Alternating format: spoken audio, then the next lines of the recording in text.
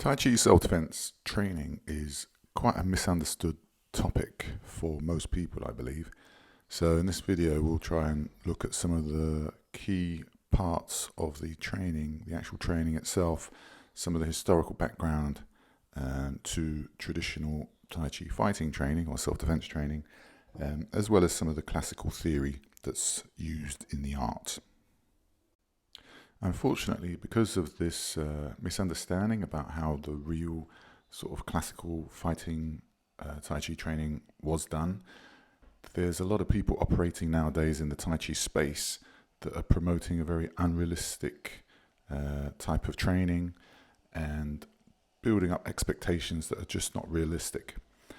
In essence, Tai Chi self-defense or fight training is not a long way from other types of fight training, such as Muay Thai or MMA and so on. I suggest that the main difference between Tai Chi and other approaches is mainly technical and tactical, as well as some very interesting and useful theory from the classical text, which we'll get into as well.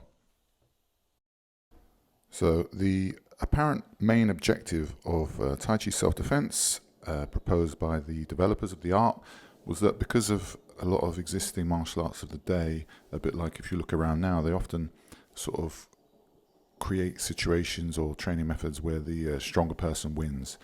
And these Tai Chi developers really sought to create something where the ideal of using the opponent's strength against them would truly work. So they created a framework and different training technologies to enable people to actually be able to do that. So in essence, it's just about developing really good body power mechanics and so on, so that you can really apply techniques very well and very effectively, being really well coordinated so you're accurate, and you can really place your techniques well and move around really well with good footwork and so on. And also a really good understanding of practical sort of military tactical theory, maybe not military, but certainly like a interpersonal applied version of some of these ancient military ideals, so that you're always in the best place and best position to have the most advantage over an opponent. The art itself only became famous because of a guy called Yang Luchan, who'd learned in a small rural village known as the Chen village, and from there, he became really well trained, and then he moved to Beijing and had a lot of challenge matches with various of the top level fighters available at the time, and apparently beat all of them. I think apart from one, who was a draw. I think he was the founder of Bagua. And anyway, because he was so good, he became known as Invincible Yang, and they recruited him to be the chief instructor for the Manchu Imperial Guard. So that was the sort of guards guarding the palaces and the royal property, and the prince and the royal family themselves. So at that time, Tai Chi was only really known as a martial art, and maybe the most powerful martial art of the time, because of Yang Luchan and his actual proven fighting skills against the best guys of the day. So he got recruited to be the sort of chief instructor for all the military, all the elite military protecting the royal family. And then apparently he began being hired to teach the princes themselves and other members of the royal family. And then I believe other members of the aristocracy. So you kind of ended up with a two-tier system. You had the very practical combat martial art taught to the military and the soldiers, and then you also had this other parallel type of softer version of the art, a little bit made easier for the princes and the aristocrats and so on, because Tai Chi does have such a strong health building syllabus. That was probably the sort of stuff that those guys were doing, rather than the very hard, intense military style training for the combat side of the art. And then, from here, we can see that the art itself over successive generations has mainly been taught through this tier, this more health and wellness oriented style of training. The military martial fighting aspects of the art seem to have, in almost all the lineages, completely disappeared. So the objective of the originators of the art is to simply have a martial art that people can train and build real, genuine self-defense skills that aren't flashy, that are very simple, straight to the point, highly practical and highly effective for use in real-world situations, wherever you might find themselves. And this would include the use of different types of weapons, longer weapons and shorter weapons. So in some Tai Chi lineages, there are considered to be 5 main different categories of training, of which the self-defense specific training is just one part. So in this video, we'll just look at some of the training methods used in the specific self-defense training, although the whole art works together to build all the right skills and qualities to really develop and improve the self-defense and fighting skills. So this first category is known as San Shou. Again, excuse the pronunciation, and it translates more or less to free fighting or free hand. The free fighting skills that the Tai Chi self-defense system trains are somewhat broken down into 3 main categories, which are known as shui jiao, di pu, and qin na. So shui jiao we can almost consider to be pure wrestling.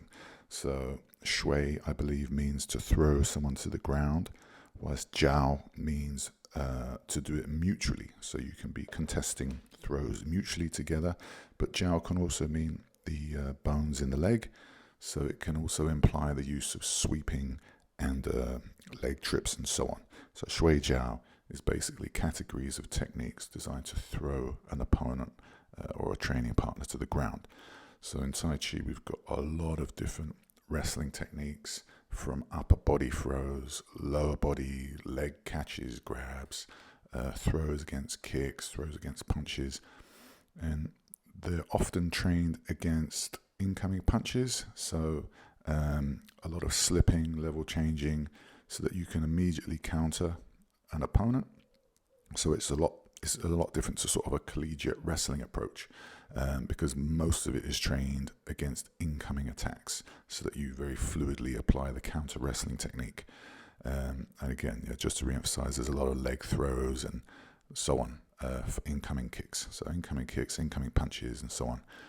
There's a lot of training designed to counter those with throws, and there are other drills and techniques designed to train you in close quarter throwing techniques. So that's once you've actually clinched with an opponent.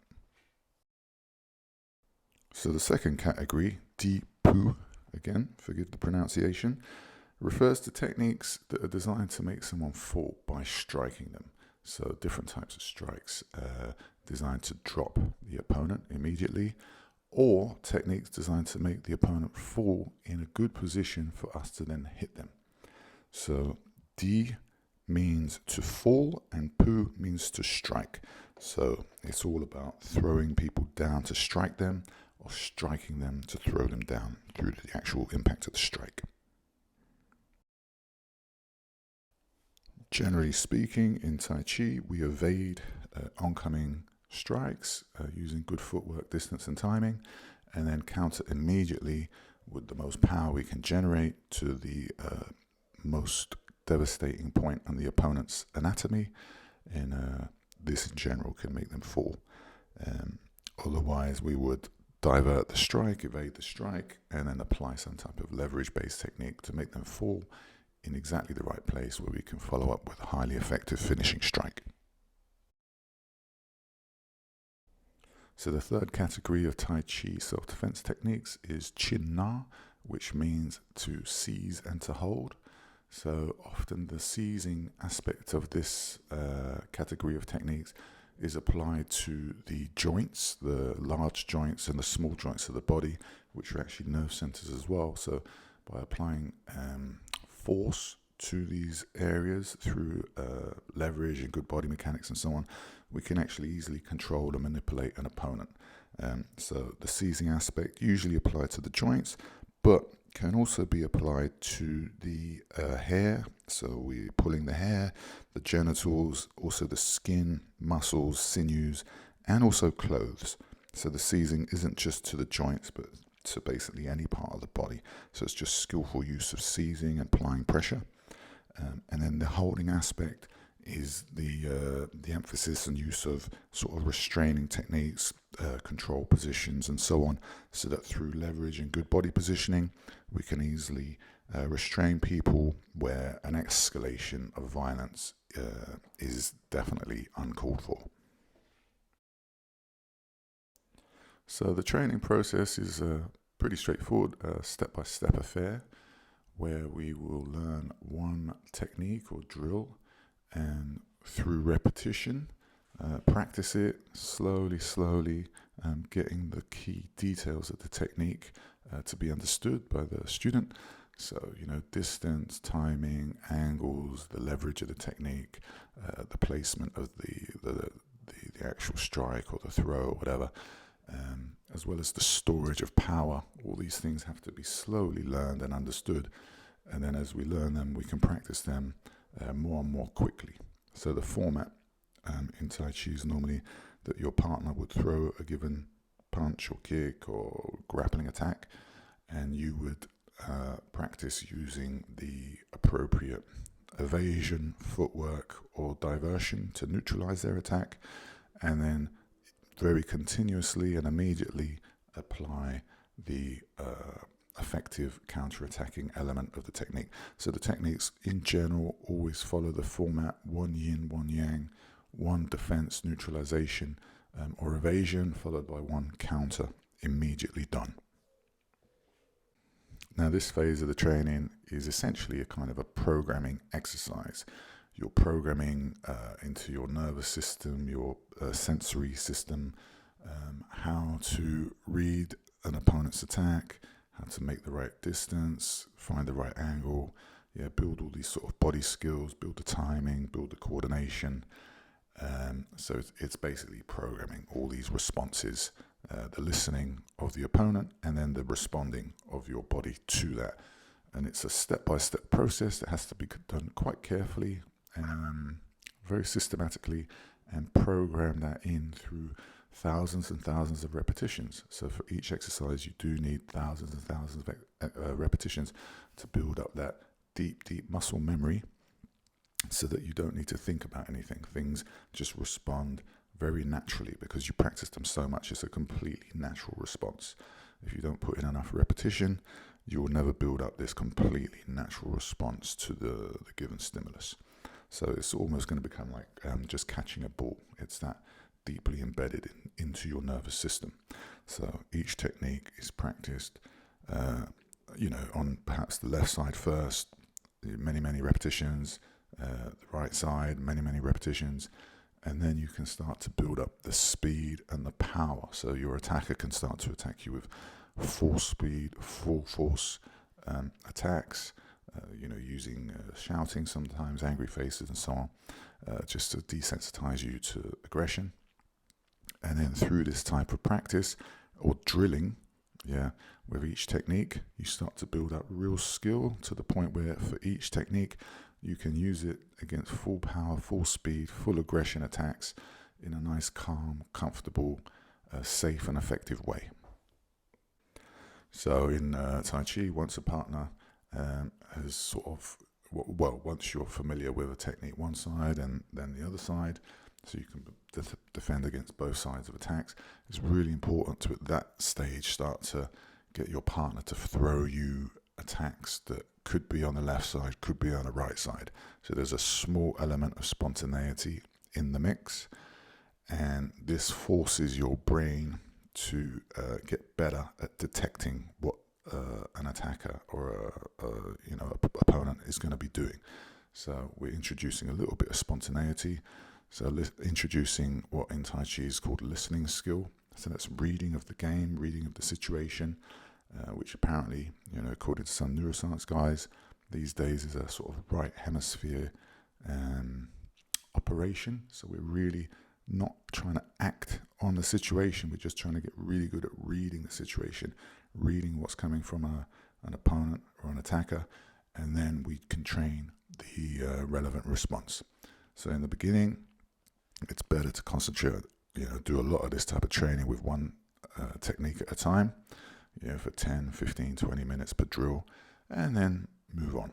And then once we've mastered one technique or got some a good level of familiarity with one technique, we can move on, add the next technique, and so on and so on. And then eventually we end up with a good database of many techniques. There are 48 major drills in this particular style of Tai Chi. So it's a lot of different techniques: throws, sweeps, kicks, trips, all sorts of stuff. So it takes a lot of regular practice and drilling. Ideally, if you could, in the old days, they advocated doing it every single day. So if you have a training partner, that you can link up with and do it every single day, that's amazing. And that's how you would get to a good skill level. 1 or 2 hours at a time, just drilling, practicing, in a light but kind of very fluid and lively manner. Okay, so that's the general process taken in Tai Chi. Once we've got a fair amount of techniques under our belt, we can practice what they call free san shou, which is the sort of freer, more fluid practice style. So in this practice style, rather than your opponent throwing you a very specific attack, be it a punch, a kick, or a grappling attack, they can throw anything they want at you. And then we can use an appropriate response that hopefully conform to the Tai Chi principles and concepts. So slowly, you can build this type of training up. So it's a very fluid, spontaneous, free and fun style of training. So you don't necessarily need to pick up any injuries. You're still being cooperative, but you're throwing strikes at your training partner. Any type of strike, changing angles, changing distance, modifying the rhythm that you use, changing the speed, and so on. So we're introducing a lot of spontaneity, and hopefully through that we can learn to adapt all our techniques. So eventually they become just one technique. And if we're always mindful of conforming to the key Tai Chi concepts, basically a lot of the techniques cross over. There's a lot of similarity, and eventually you end up with essentially just one technique, which is just the spontaneous expression of the Tai Chi principles and ideas. So that means that wherever you find yourself, no matter how you're attacked, even though you haven't drilled that specific technique, because the principles are always the same, you can very easily and spontaneously create a very good response to the situation. So there are lots of different Tai Chi styles, and I'm sure they're all very good in different ways and so on. I was personally drawn to this particular style of Tai Chi due to the kind of fame of a guy called Cheng Tin Hung, who was a Hong Kong-based practitioner and teacher. And he himself had been inspired by previous generations of Tai Chi guys and was really taken with the holistic approach of the art. And he immersed himself into the intensive fight aspects of the training. And then at a certain point in time, I believe it was 1957, I think due to his reputation in the Hong Kong martial arts circles, he was recruited to fight in the 1957 International Full Contact Tournament in Taiwan, where he went up against the 3-time Taiwanese champion, who I believe was around 10 kilos heavier than him. So when you're dealing with lighter weight guys, that's a significant amount of weight to give up. When you're dealing with 60 kilo guys and you're fighting a 70 kilo guy, that's a lot of weight. Anyway, he beat the champion, and then came back to Hong Kong and set up his fighting Tai Chi school. And from then on, trained many other young guys who were into the idea of full contact competition. He had a very tough school. Emphasis was on conditioning, sparring, all the Tai Chi fight training, the internal strength training, and so on. And then these guys would go into the local competitions around Hong Kong, as well as the international Southeast Asian championships, and would, usually dominate the whole the scene, especially in group championships and so on. So they held quite a few records in the group championships and the international tournaments. And I believe at some stage in Hong Kong, they had a record of 31 wins from 32 matches in full contact Lei Tai fighting. So for me, I was always interested in Tai Chi, but I wanted to do a very practical version that was very fight oriented. And the Cheng Tong system, the Wu-Tan Tai Chi system, was exactly that. So a good and interesting thing about Tai Chi is that not only are the training methods really useful, practical, and straightforward if you're doing the real thing, as opposed to the sort of modern YouTube version where people send each other flying at the flick of the wrist and hop around and bounce around, defying the laws of physics. I mean, if you see this sort of stuff, you have to know straight away that it's an absolute con. But the real original martial version of Tai Chi came with and comes with some very interesting and useful theoretical ideas which have been stored and documented in various poems and essays which are referred to as the Tai Chi classics. So the idea is for a moderately heavily invested person who's really into their Tai Chi training, they can look at these ideas and theories from the classics and have a good think about them and try to put them into their training. So through the actual practice, you make the theory real. And in my experience and those of most of my students that have tried it, it always makes your standard higher. It brings you to a higher level because the ideas are basically timeless wisdom and encompass not only good general training tips, but also technical details as well as tactical details in how to approach an opponent and control the opponent and dominate the opponent. So they cover a few different things, a few different categories if you like, but what we can do is just go for a few of the more basic and key ones here and give you a bit of a guide of how they can be helpful. So the first key concept we have is the idea of softness defeating hardness. Now this we can take literally or metaphorically, but it's basically the emphasis that we should be using intelligence rather than just sheer aggression when responding to an attack. So we basically do the smartest thing, not just the most aggressive and going forward type of thing. So looking at this through the yin and yang lens, yang in Chinese martial art terms is aggression or attack, yin is defense or neutralization. The most yin you could be is to not be there whatsoever, and the most yang you could be is the most powerful weapon to the weakest point of the opponent. So by using this type of lens, what it's trying to say, softness defeating hardness, is wherever possible, we use the minimum power to neutralize the opponent's aggression. So we could do this verbally before conflict has even started. Okay, just the right, well-placed words or phrase can completely diffuse the situation.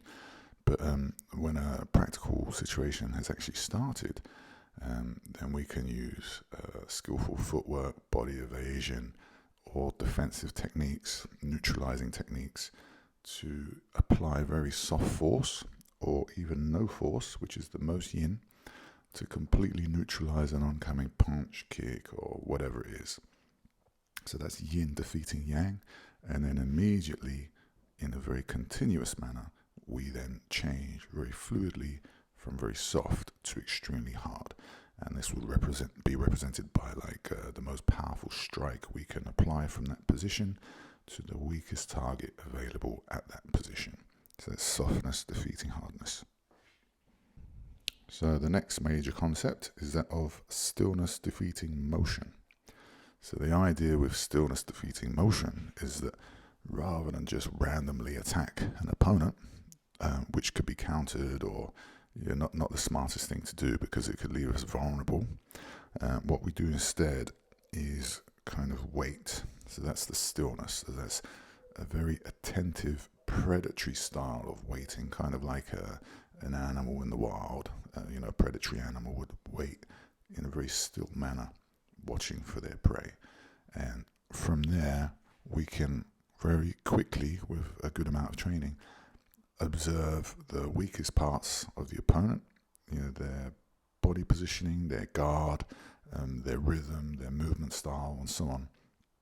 And we can make a very informed decision as to the best course of action. So the idea, and it's kind of doubled up with another thing that they mentioned, which is if the opponent doesn't move, we don't move.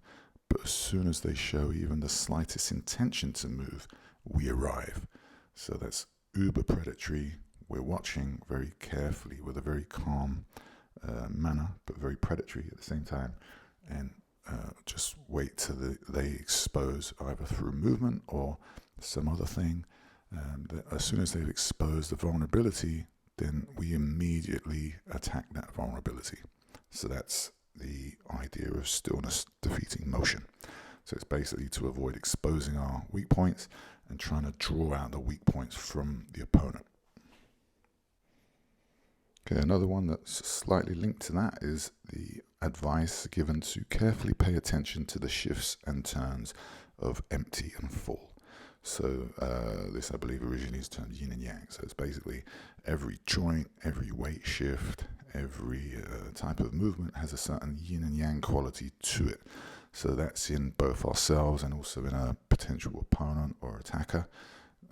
So everything, every movement, every shift, every aspect of everything is basically going to expose opportunities and threats, basically. So we want to minimize the opportunities we give to the opponent through a high level of awareness of our shifts of full and empty, and we want to also be hyper aware of immediate changes in balance or openings of a guard that the opponent gives to us.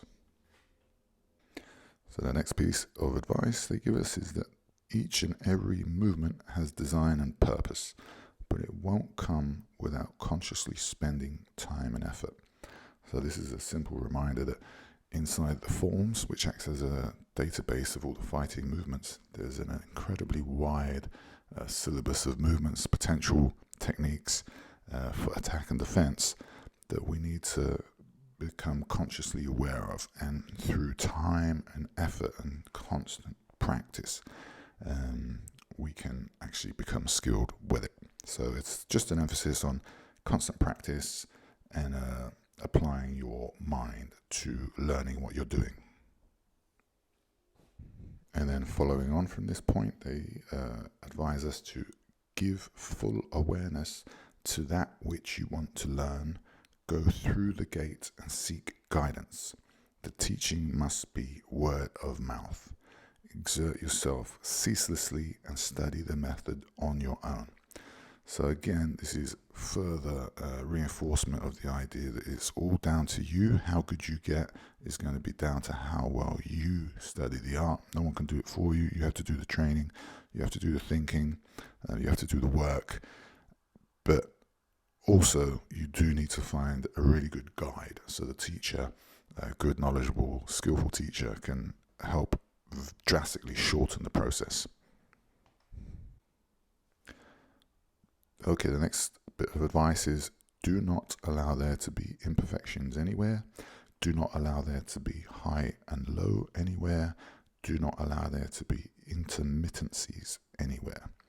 So basically, this is telling us that in our technical training and our field-based training, we should always be aware of our body positioning, the angles that it makes, the geometry and so on, the technical details, as well as, I would say, the perception aspect. Okay, so also the advice to not allow there to be intermittencies anywhere can be read as basically timing. So we need to master all the details of our own timing so that we can precisely plug into the movements and the timing of an opponent. So the next one is the root is in the feet, issue from the legs, direct in the waist, apply in the hands and fingers. From the feet to the legs to the waist, all must be done in one continuous chi. So this is basically the idea that your feet are essentially your root, so good foot contact is going to help maximize stability and power generation potential. Now, Your legs have got very big muscle groups, and they should essentially be the power engine or the spring creating the bulk of the power. This in turn is controlled and sort of aimed and shaped and somewhat amplified by the waist, the flexion or the rotation of the core. And then this is issued into the opponent through the hands and sometimes the fingers in more ruthless techniques. So the advice that it should be from the feet to the legs to the waist, all in one go. This could be referring to the idea, especially when they use the term chi, of a kind of a feeling of what in sports science they would call intermuscular coordination. So that's how well in a given movement all your muscles are recruited and contribute to that movement. So in a very well-trained movement with many thousands and thousands of repetitions and with a good strong intention, this can create a really good neural kind of intermuscular coordination. So the expression of force at the end is going to be much, much more powerful. And in Tai Chi, this is trained through a lot of repetition work in the various sort of pushing hands drills. But in our system of Tai Chi, primarily this is trained in the internal strength exercises. But there's a lot more to it than that. Okay, the next one is there is up and down, there is left and right. If you want to go up, then place a downwards intention. If you want to make someone come up, then you must also have an intention to make them come down. And then this will make them ruin their route straight away. So empty and full should be clearly distinguished. Each movement has both empty and full in it. So again, this is the re-emphasizing the being aware of all these different dualities of our own movements and the movements of an opponent, but also that and it's a really important point, and it's very, very effective, that if you want to move someone to the right, you have to push them initially, or it's very helpful to sometimes push them initially to the left. So if you push through their center of gravity, you apply force using whatever part of the technique you're using to the left, they will counteract that through the need, the physical requirement to maintain stability. They will counteract that with a force going the opposite way. So you can put a force to the left, and then you will feel their counterbalancing force, and then you can use that to apply doubled force to go to the right. So this applies in all directions. If you want to pull them back, you push them forward first, wait till you can feel the pressure, and then you pull them back. So it's a very simple concept, but if you train it a lot in the exercise and drills and the pushing hands and the wrestling and so on, and you make it become second nature, it doubles the effectiveness of quite a few of the different techniques. Okay, so that's a really brief intro into some of the ideas from the Tai Chi classics. There's plenty more. Some of them are more directly tactical or martial or giving advice on power development and so on. So it's a real treasure chest of good martial training information that is very useful and practical. If somewhat poetically written, sometimes in some translations, but there are some of the older translations that I've used in this particular video that are pretty straightforward and direct and easy to understand. So that's the Tai Chi classics, a really useful way to helping people even further improve their Tai Chi self-defense practice. So hopefully that quick overview of Tai Chi self-defense training has been useful or interesting. And just to re-emphasize the point that the idea is anyone can do it and anyone can learn to become effective with the right amount of training and practice. And the idea is always very simple, very direct, very practical self-defense skills through good, solid, proven training methods. Nothing weird, esoteric or mystical.